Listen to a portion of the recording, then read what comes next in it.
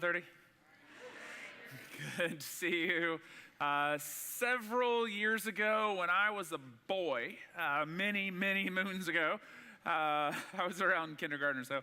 I have a brother, older brother, and we fought all the time. And I know that's an experience unique to my brother and I. But we were constantly fighting, and my mom had an idea on how to fix the fighting. She said, she came to us one day and she said, "I am going to enroll you guys in a karate class." There you go. Now, I grew up in a small town on the outskirts of Atlanta, Georgia. Like the town I grew up in, there was like no Trader Joe's. There was like Trailer Joe's. That was it. It was like one guy with a couple cantaloupes. Sort of the deal. And I kid you not, the karate studio in town. Usually, karate studios have cool names. Ours was called Keith's Karate. Yeah, there you go. It was like two guys ran the town, Keith and Joe, and they probably the same guy. But Keith's Karate, I still remember the afternoon my mom drops my brother and I off in front of Keith's Karate, and you walk in, and there's Keith. It's his karate place. And quickly, my brother and I learned that when you were in Keith's world, he meant business. I mean, he was not messing around. You walked in, the first thing he'd tell you is spit your gum out. You'd walk into his studio. You had to wear a very specific outfit, the robe, the belt. There were 8 or 9 other kids in the class, most of which I knew. It was all the other hyperactive children in town. And my brother and I, and there we are in Keith's Karate, and he would, stand in the front, and I'd never seen anything like it. You couldn't talk. Whatever he did, you had to do it. Do this and then do this, and we had to take it serious, and we were following him around. And by the way, this was in the height of Karate Kid. Do you remember that? Yeah, I knew one move. I knew this, like that. So I was like, when are we going to get to that? Like, that's the thing, right? But here we are, and Keith was incredible. You had to be quiet. You had to do what he did. If you misbehaved, you were out of the class. And here we are, 7, 8 years old. We were like Keith's little disciples, following him around, trying to do everything. And he was the master of karate. He was the sensei. We wanted to be just like Keith. I tell you that story to tell you this story. A couple of years ago, my 2 oldest boys kept fighting, and Rosanna and I were talking one day. She's like, "What should we do?" And I said, "I know, I have a great idea. We should enroll them in karate." Seemed to work at my house, ish. And so I went to my 2 oldest boys. I said, "Hey, you guys keep fighting. I have a plan. We're going to enroll you in karate." My middle son, Hayden, as he typically does, he's like, "Dad, that's a terrible idea. That's bad parenting." He's sort of a Pharisee. But my other son, Dane, who's 7, he's like, "That's the coolest idea I've ever heard. Yes, sign me up for karate." It's like, okay. So Hayden was a no. Dane, we enroll him in karate. And to say he didn't take to it would be an understatement. And I think in his mind, he already knew karate because he played Street Fighter and a couple arcade games before. And what he thought it was a series of noises that you made. And the whole sort of discipline aspect of just... but here we are in karate. We're trying to get Dane to participate, and there's the whole sort of thing. I mean, if you've taken karate, there's the guy in the front. He takes it serious, or female in front. They take it very serious, and here they are. Dane, not at all. In fact, I brought in a picture that you can see. This is my son, Dane. He's the one in the Phillip Rivers jersey. This is in karate class. Yeah, you see that. The other kids focused. What do we do now? Left leg got it. Dane, I think there's a bird over there somewhere. And I have hours of footage of this, 100 pictures just like that. And not paying attention to the sensei. I tell you those 2 stories to tell you this. For the next several weeks as a church, leading up to Easter, after Easter, in this brand new series called Paradox that we're starting today, we are going to take the invitation of Jesus serious to come and sit at his feet. And the invitation of Christianity is not just, do you believe in Jesus? Do you want to go to heaven when you die? It's not an invitation to get some kind of eternal ticket punch to go somewhere. The invitation of Jesus is to sit at the Master's feet and begin to learn to live life. The way he instructs and the way he teaches us to live. And you're either really compelled by that and you're interested and you're intrigued, or you can go to church your entire life and spend the whole time just sort of, I think there's a bird over there somewhere, and never actually sit at the Master's feet and begin to learn to live the way the Master instructs us to live. And the question that Jesus has again and again is, will you be my disciple? Will you follow? Will you take up this way? Is this intriguing and compelling to you? Are you going to actually follow? That's the invitation, to come and sit at the Master's feet and learn to live the way Christ instructs us to live. Now, in the New Testament, if you've read the Gospels, you know that Jesus again and again, he's not called Messiah. That's not what his disciples call him. If you're brand new to church, I even had somebody one time, they were trying to describe Jesus, and they're like, Mr. Christ, how do you talk about Jesus? It's kind of confusing. But what you notice is that when the disciples are addressing Jesus, and when the Pharisees or anybody really is addressing Jesus, they will call him a rabbi. And that's obviously a term out of the Jewish tradition, which Jesus obviously was. But rabbi just means what? It means it means a teacher. And teacher in our world, we think of a teacher as someone in the education system that has a red pen, grades papers. Their expertise is kind of limited to a particular area, or at least in terms of their involvement in your life. It's just they taught you civics or they taught you math. In the ancient world, in the first century world, teacher or rabbi, it was much broader than that. And your rabbi, everybody would choose a rabbi, a master to sit at their feet. And the rabbi was like your congressman, your spiritual advisor, your lawyer, your confidant, all kind of wrapped into the same person. And you would choose one. You needed a rabbi. Nazareth, Jerusalem, in the ancient world, you needed a rabbi. And the reason was because they offered you interpretation and instruction on how to live according to the Old Testament code and law. The Old Testament, which we take serious around here, it's not the frontline story of Christianity. It's the backstory to the Jesus story, but it's still important. The Old Testament was essentially, you could summarize it, there were 600 plus laws, rules that you were supposed to do, supposed to follow, according to the Old Testament. And rabbis, teachers, would teach you, instruct you on how to interpret and live out these various laws. So for example, there was a law in the books that said you can't do any work on the Sabbath, one of the 10 Commandments, one of those popular ones, no work on the Sabbath. There were different interpretations of that. Well, what constitutes work? There were certain rabbis that would say, if you're a female, you can't wear a hairpin on the Sabbath because that's carrying something and that's considered work. Other rabbis would say, that's ridiculous, that's not what God meant. Go crazy, ladies, wear as many hairpins as you want. And you would choose a rabbi whose interpretation and instruction, you sort of said, yeah, that's what works for me, or that maybe because of your family of origin, what you would choose. And a rabbi's teaching or instruction would be considered their yoke. This looks like a prop from a Monty Python film, but this is a yoke. I stole this from a farm in Ramona. We haven't had any good Ramona jokes around here in a while. So, you Poway people, don't be so judgmental. You know you have these laying around. Yes, it's a yoke. And a yoke was essentially, in the ancient world, it's something you would place over your neck to transport something from place to place. And there was a burden to it, but there was a benefit to it. So if you went to the village well to get water, you would hang buckets from your yoke and you would carry it because the buckets would obviously get too heavy. But someone with strong legs in your village would carry this back, and they would that would give you water. It was a burden, but it had a benefit. If you had gone fishing and you were trying to figure out how do I get all these fish back to the village, it's miles and miles, you would have a yoke. There was a burden but there was a benefit to this. That was the idea.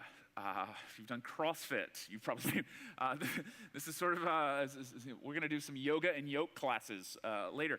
But this was, the question essentially would be, whose yoke do you wear? Whose yoke have you taken up?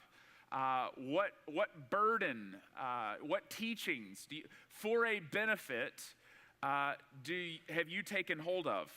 That was the idea. You see Jesus, he critiques the yokes of other teachers in his world. Notice this. If you don't have a Bible, you can follow along on the screens, or you can download the CRB app. It's a great place to follow along. Matthew 23, starting in verse 1 together. It said, "Then Jesus said to the crowds and to his disciples, those sitting at his feet, 'The teachers of the law and the Pharisees sit in Moses' seat.'" In other words, they're in a position of authority, so you must be careful to do everything they tell you. All their instruction, all their interpretation, you're taking it serious as you should. But notice what Jesus says. "But do not do what they do, for they do not practice what they preach." Believe it or not, there was a time in history where religious people could be hypocritical. Use your imagination. I know, shocking. Okay, what do? Verse 4, Jesus says, "They tie up heavy, cumbersome loads and put them on other people's shoulders." What is he talking about? The yoke, yes. The yoke of these teachers, they're tying up these heavy, burdensome loads, which how in the world would you possibly live up to their standards? But they themselves are not willing to lift a finger to move them. In other words, Jesus is saying, they tell you to do this with your money, they're not doing it with theirs. They tell you to do this with your body, they're not doing it with their body. Do not, theirs is like a broken yoke. We'll see you guys next week. It's a yoke joke, come on. Anyway, the poor 8:30 service, because every joke I thought of all week long, I'd be driving along and I'd be, cruising down, in Carmel Mountain, and I'd see Broken Yoke Cafe. I was like, this is gonna kill this weekend. Yoke jokes for days, man. My poor kids, they're just now they know karate and anyway. If you could define and describe, so what Jesus is going to offer his disciples again and again is a yoke. Take up my yoke. That's the essence of what Jesus says. He's not just teaching people, here's how you get to heaven when you die. He's teaching people a particular way, an instruction, interpretation on how to live in the here and now, the gritty blood, sweat, tears of this world that we're in. And if you could define, whether you're new to church, coming back to church for the first time in a long time, or if you've been curious or following Jesus for a while, if you could define the yoke of Jesus, it would be in one word. I would summarize it, and his yoke is a paradox. It's a paradox. On the surface, everything Jesus says, if you've ever read the New Testament and just kind of dive-bombed in and thought, well, I'm just going to read through this, it's head-scratcher after head-scratcher, isn't it? And apparently you're in really good company, because every single one of his disciples, again and again, is like, we don't get it, boss. Can you clarify? Parables, teachings, rhythmic sayings, again and again. It's a paradox. Now, just so we're all on the same page for the next 8 or 9 weeks about what a paradox is, this is the Webster's dictionary definition of paradox. A seemingly absurd or self-contradictory statement or proposition that when investigated or explained may prove to be well-founded or true. It's a paradox. On the surface, you go, that doesn't make any sense at all. But there's another element to it where you go, it's so bizarre, maybe it's so true, I just can't comprehend the depth of how true it actually is. And I would argue this is what makes Jesus a fascinating figure 2,000 years later. His wisdom is so subversive and paradoxical. There's something in us, whether you've reached the top of the food chain in your career, whether you are at the bottom of life and just trying to eke out another day in existence. Jesus is fascinating because something in you, when you read the words of Jesus, goes, I think that actually is true. It's not just the cross. It's not just resurrection, although that's beautiful, saves us from our sins. It's the teachings of Jesus, the wisdom of Jesus. Again and again, what do you see Jesus do? People come to him and say, well, I'm weak. And Jesus says, you're actually quite strong. And people say, well, I'm really strong. Jesus is like, well, you think you're strong, but you're actually quite weak. And it's the weak who are strong. People come, well, I feel like a loser. Jesus is like, well, that's great, because in my house, the losers are winners and the winners are losers. Hey, Jesus, we should go out and we should kill our enemies. Jesus is like, I have a better plan. I'm going to be killed by my enemies for my enemies. We should grab swords and go fight. We should cut our enemies' ears off. One of his disciples, that's what we should do. And Jesus is like, no. I got a better plan. We should grab towels and wash their feet. Over and over again, the yoke of Jesus is paradox. It doesn't make any sense on the surface. The wisdom of Solomon, when you read through it, as we did for the last 9 weeks as a church in the Art of Living series, again and again, the Proverbs invite us into these conventional, it's almost, even if you're not a Christian, even if you don't believe in God, the Proverbs make sense. Well, of course I should be careful who my friends are. Well, of course I should discipline my kids. It just makes sense on the surface. The wisdom of Jesus is not conventional wisdom. It's subversive wisdom. It's one of the things that makes him so compelling and so interesting, is that again and again, the invitation, his yoke, it's subversive. It doesn't make sense other than the source that's actually saying it. And his invitation is, are you compelled by me? Do you actually want to live the way that I'm instructing you to live? If you have a Bible, turn with me, turn back a few chapters, Matthew chapter 11.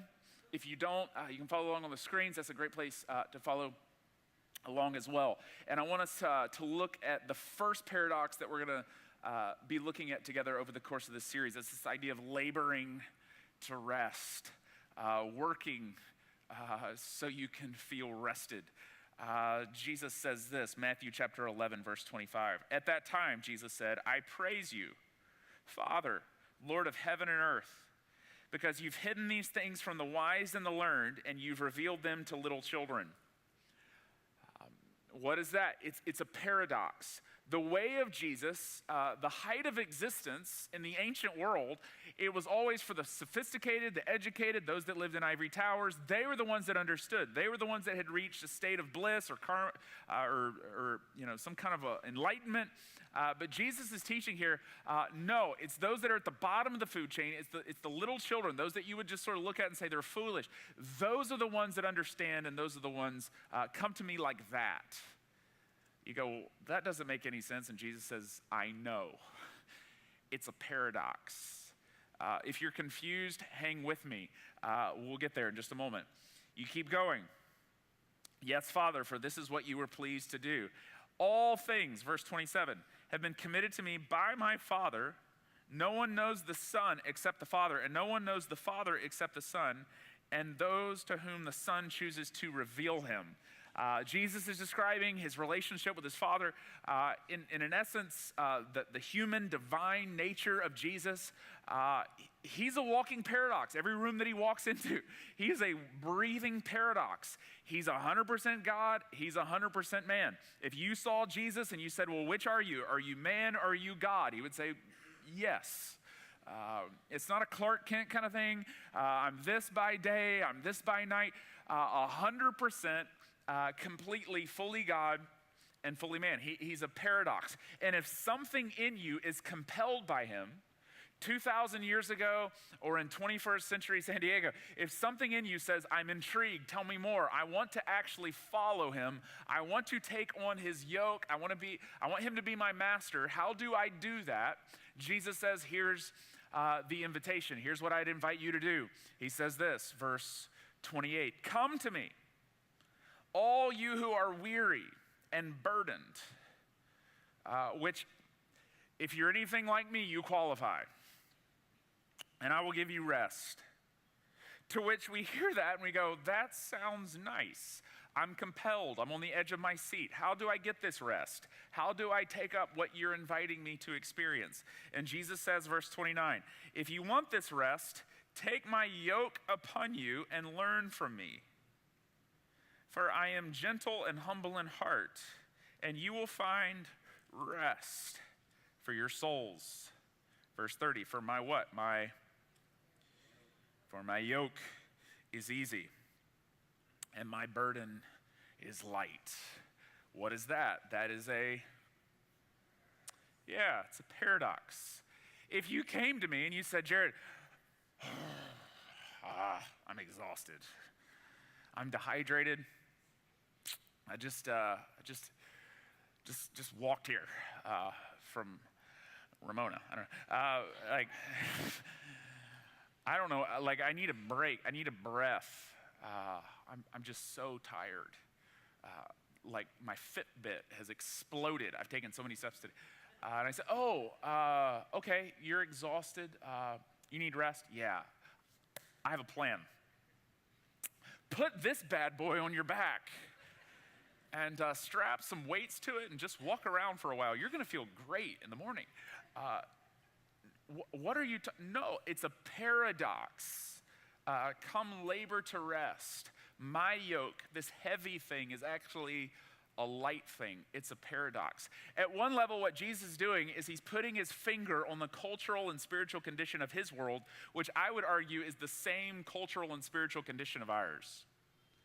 Technology changes, but our spiritual condition hasn't at all. In the first century world, this is true in our world, if you were to ask anybody, how are you doing? There is a sense of weariness and exhaustion in our culture, isn't there? You probably said it to somebody today in the hallway. How are you guys doing? We haven't seen you in a while. We're good. We're just tired. How are you guys? We're busy and we're tired. Sort of one up you a little bit. What's going on with you guys? We've been, traveling a lot, and we've been, doing a lot with school and the kids, and man, we're busy, tired, exhausted. And you don't even mean that in a lack of sleep sense. There's just this, life is so full, life is so heavy, you're so angry, whatever it is. There's a restlessness, there is a fatigue, there's a chronic fatigue in our culture. At every level, whether you are a Christian or not, there's political fatigue, there's economic fatigue. Maybe you have fatigue today from just being in your own skin. And things in your world are actually quite fine. You would admit other people would be envious of your circumstances, but just being you on a daily basis and all the things that you're anxious about, it's exhausting. You're restless, you're weary, just getting up in the morning and thinking about all the things that could go wrong. And there's this low-grade anxiety that hums beneath the surface, and there's days and weeks where you feel like you could actually choke on it, and you're just weird. Just being you is tiring. There's a weariness that is set in. Jesus is putting his finger on a cultural and spiritual condition that is alive and well in the here and now just as much as it was in the first century. You're weary, you're tired. To which all of us, yes. Yes. Whether you've ever been to church before or not, yes.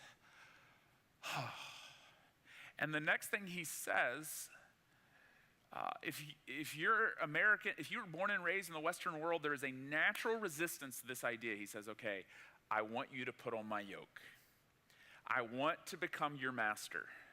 Which right there is a natural resistance in us to that idea, because the greatest value that we have as people born and raised in Western civilization is the idea of freedom. And freedom is a great thing. Freedom is a beautiful thing. But to a certain degree, freedom is a myth. I'm not talking about political freedom. Of course, exercise it, it's great, political freedom. But in terms of this idea that you are a self-determined person and you make all your own decisions and you are completely free, it's a myth, it's not true. That's not true for anybody. It can't be. It's impossible. All of us end up having a master. And yet at the same time, this is the tension and a little bit of the paradox of our world that we live in, the worst thing anybody could ever do, or the greatest thing that we will ever resist, is somebody who's trying to tell us what to do or how to think. You hear this all the time. Well, who are they to tell me how to think? Who are they to tell me what I should do? It's my mind. I can think how I want. That is the fabric of our culture. There's this myth that I am self-determined and nobody tells me what to do. It's not true. It's impossible. The Boston Globe wrote a great article a couple of weeks ago. Some of you may have seen it, where the headline said, "Mathematician proves that all hipsters dress alike." Anyone see this article? And the premise of the article was that it was exactly what it was. It was this mathematician had come up with a mathematical formula, and it wasn't a joke, to prove that all hipsters look or dress exactly the same. Which, if you're here and you go, I don't know what a hipster is, that's the ultimate hipster move, by the way. And if you read through the first line of the article was, if you want to be unique, dress like everybody else. It was a paradox. That was the idea. And the point of the article was, no one's self-determined. Even I'm a nonconformist individual. Somebody in Madison Avenue, whether you are a person who thinks, no, I think for myself, it was your parents, it was a movie you watched in the 90s, something has formed your opinions and your perspectives in life. You are not completely free. And Jesus is putting his finger on this tension. We will all end up having a master. You have a yoke today, is another way to say it. Hey, well, not me. I don't have a yoke. Well, that's ridiculous. Yes, you do. And your yoke that you carry through life is whatever you find and derive the most meaning from. That's your yoke. It's the thing you will feel the most burden for in life. That becomes your yoke. That becomes whether you're a Christian or not. And it's probably a good thing. That's typically what happens, especially as Christians. It becomes something that's a good thing. It could be your job.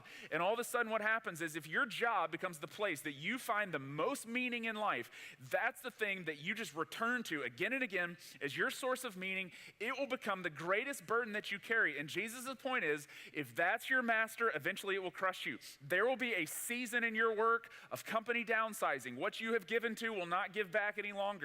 There will be a season where you are not as ahead of the numbers game as you used to be. There will be a season. You can't perform the way that you did. And when you cease to give to it the way that you used to, it won't give back, and that master will crush you. If the measure of your worth in life is the quality of your work, there will be a day where that master will crush you. A job is a great thing, but it's a terrible yoke to wear. It's whatever you find the most meaning from. It could be your marriage, a great thing.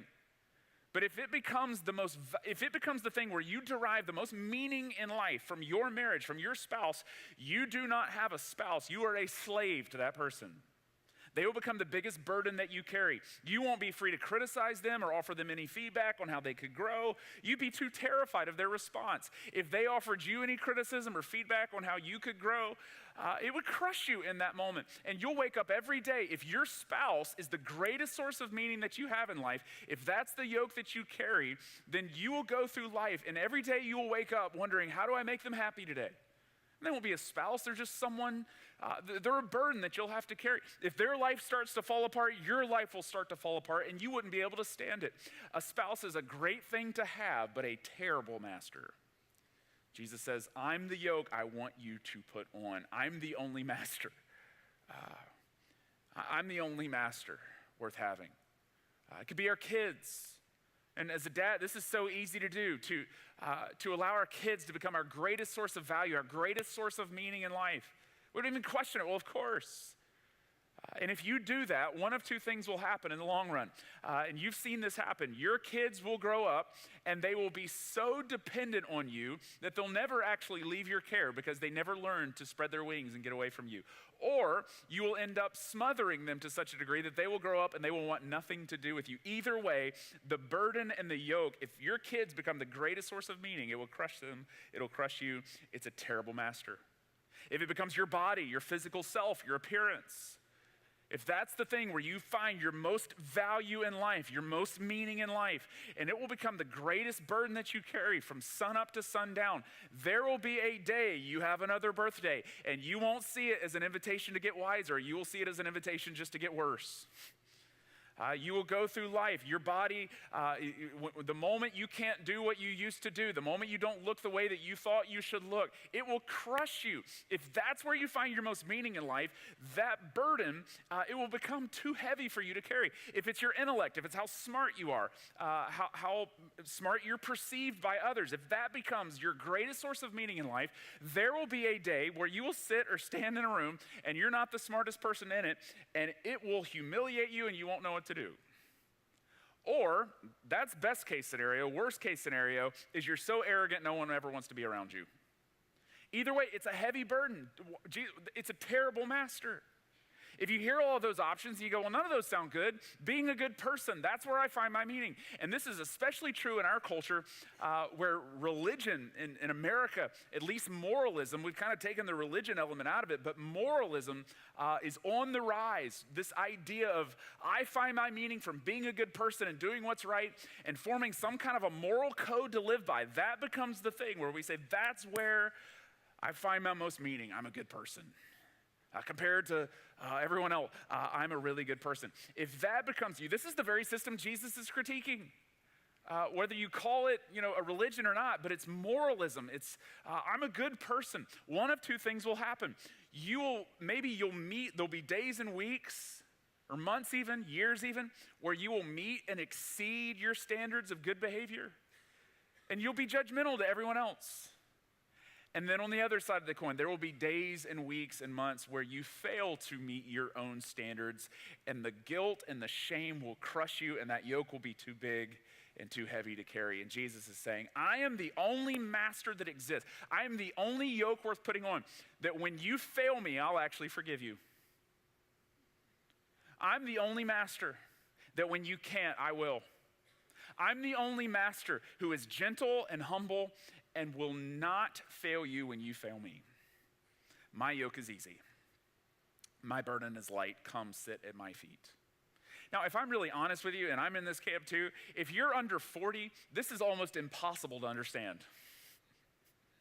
I'm not saying it's easier when you're in your 50s or 60s or 70s, but I think to a certain degree, the older you get, you realize the failure that you've experienced, the wear and the tear that you've experienced from trying to please bad masters.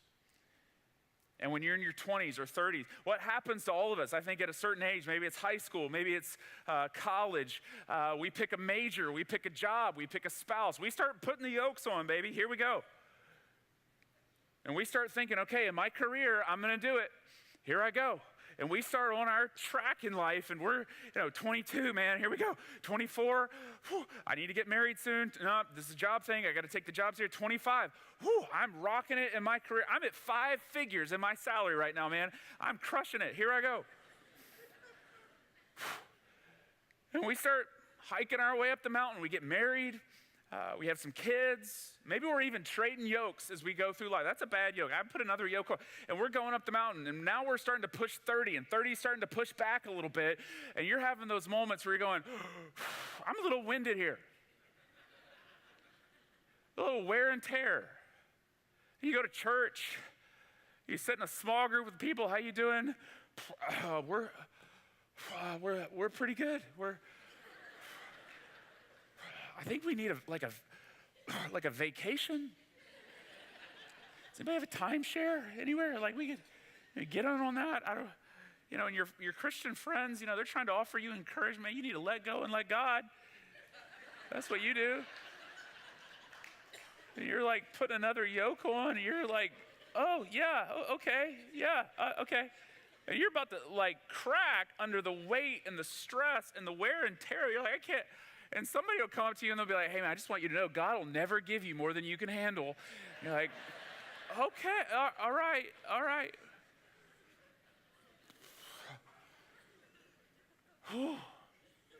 Hey, get back out there, here I go.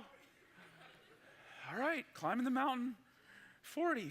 And what begins to happen, and it's not funny at all, but you start looking around and people in your industry, people that got into the gig when you got into the gig, you look to your left and your right, and they're not standing anymore. They're out of it because the quality of their work was the measure of their worth, and they burned out somewhere along the way. And you start looking to your left and your right and go, I'm feeling kind of lonely, man. The air is getting kind of thin, but I'm going to make it. Here I go. Or in marriage, you start looking to your left and right, and people that got married around the same time you did, you're starting to realize it's not working out for them. And you start looking at your spouse, you're going, not us, we're Christians, man. We got, all right, here we go. Keep going. What's wrong with you? You're not doing enough men's Bible studies? Go. You go, no, I'm just weary. And the whole time, and oftentimes if we're really honest, we start having a prayer life that's saying, Jesus, can you help me please all the masters that aren't you today? he's going, no, that's not the deal. Here's the deal. My yoke is easy, my burden is light. Come follow me. Take my yoke up. I am gentle and I am kind. I am the humble king, and everything else that you give your life to will eventually crush you and you won't be able to do it. I'm the one master. You fail me, I'm going to forgive you. I'm the one master. When you can't, I will. I'm going to show up, and I'm not going to meet you with condemnation when you falter. I'm going to meet you with grace over and over again.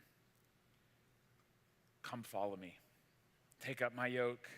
My burden is easy. Come sit at my feet. Come. It's the invitation of the master. Are you compelled by this? My yoke is easy and my burden is light, and any other yoke you wear in life is going to crush you, but not me. That's the invitation. Your soul was made for Christ. It wasn't made for all the other masters. None of the other masters can do and offer what Christ offers you. And if you're here and you go, well, that sounds interesting. Like, I'm compelled by that. At some level, I'm interested. How do I come to Jesus? He says, come to me. You go, well, how do I do that? I thought I did that when I was 10 at a tent revival and there was sawdust. So I thought I came to Jesus then. I thought I came to Jesus when I was 28 and I was burned out in life and I didn't know what to. I thought I came to Jesus. It's not a one-time thing of coming to Jesus. It's a daily thing of putting the yoke on. You go, well, I don't know how to do that. And Jesus says, I'm going to tell you how to do it. And he tells us in the very first part of the passage, how do I come to Jesus? He says, do it like this. What's the answer? At that time, Jesus said, I praise you, Father, Lord of heaven and earth, because you have hidden these things from the wise and the learned and revealed them to who? To the little children. Come to me like a child. That's what you do. You come to me like a child. What is a child like? Well, a child's like a lot of things, aren't they? But if you really narrow it down, if we walked on the other side of this wall and we walked into the nursery, what is the very nature of a child? A child is radically trusting, aren't they? And they're radically dependent on you as an adult. They have to be. The moment a child is born, they can't even hold their head up. They can't eat. They can't make a living. They can't do anything for themselves, even as they get older. A child wakes up every single day, and whether they like it or not, they essentially make a declaration of dependence on you as mom or dad. And Christ says, do the same thing with me. Make a declaration of dependence every single day, and my yoke will be easy, my burden will be light. All other yokes will crush you. Mine is light.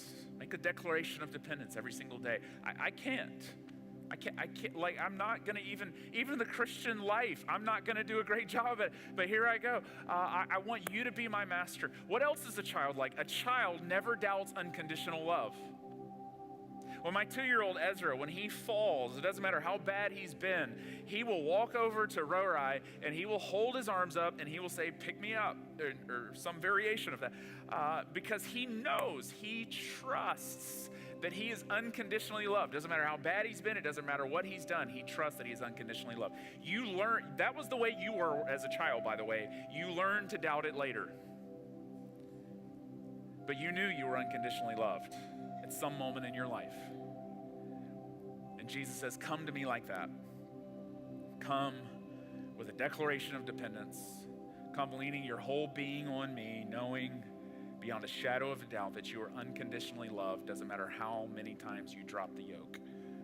I'm a master that forgives. Come to me. Come to me. That's the invitation. Do you want to come to Jesus? Do you want him to be your master? Do you want to sit at his feet? His yoke is easy. His burden is light. Let's pray together. Christ, I thank you. You are a master who never fails us, even though we fail you. And when we can't give to you, you still give to us. All other masters, God, they just increase the weariness and the load on our backs. And God, I just ask, through your power, through your presence, would you cut through the noise of all the other masters that we hear today? And could we hear your voice cry out from Nazareth 2,000 years ago? Come follow me. My yoke is easy, my burden is light. We need that today, God. We are weary and we are tired people. Would we come to you? Would we come to you? Thank you for your promise that your yoke is easy, your burden is light. Would we sit at your feet? It's in Jesus' name that we pray. And all of God's children said.